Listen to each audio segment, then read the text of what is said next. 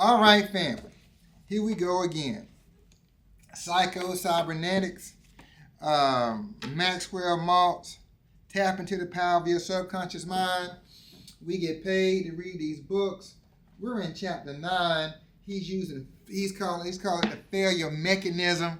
He's using the word failure as an acronym so we can understand and be conscious of, how we think in certain situations. We went over in the lab, 2 episodes back, the F in failure stands for frustration. The last episode, the A in failure stands for aggressiveness. And now we're on letter 3. The I in failure stands for insecurity. Whew, listen to this.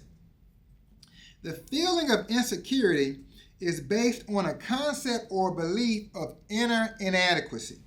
If you feel that you do not measure up to what is required, you feel insecure. A great deal of insecurity is not due to the fact that our inner resources are inadequate, but due to the fact that we use a false measuring stick. Ooh, you hear that? Insight number 1. In a situation where you feel inadequate, perception is reality. Teammates, if you think you can or you think you can't, either way, you're right.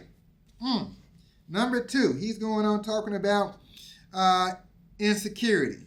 He says, when you think of yourself as having attained the goal, you become static. You lose security and equilibrium you had when you were moving towards something. The man who is convinced he is good, meaning he's not striving for anything, in the absolute sense, no longer has no incentive to do better. But he feels insecure because he must defend the sham and pretense. Teammates, he even knows that don't make any sense.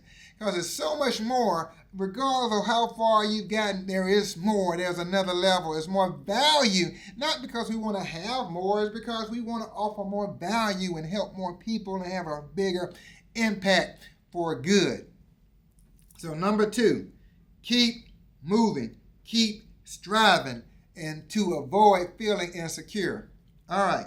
Number 3, and he's still talking about insecurity. He says, keep your feet on solid ground. Trying to stand on the top of a pinnacle is insecure. Mentally, get down off your high horse and you will feel more secure. Now he's using a boxing analogy. You can fight as well as a champion as when you're the contender if you will remember one thing. When you step into that ring, you aren't defending the championship, you're fighting for it. You haven't got it. You've laid it on the line when you crawl through the ropes. Teammates, insight number 3, when you get out of bed in the morning, you laying it on the line. When your feet hit the floor, you got to have a contender mentality. Ooh-wee. I love it. Teammates, this is some good stuff. I'm reading these books for me. I swear I am.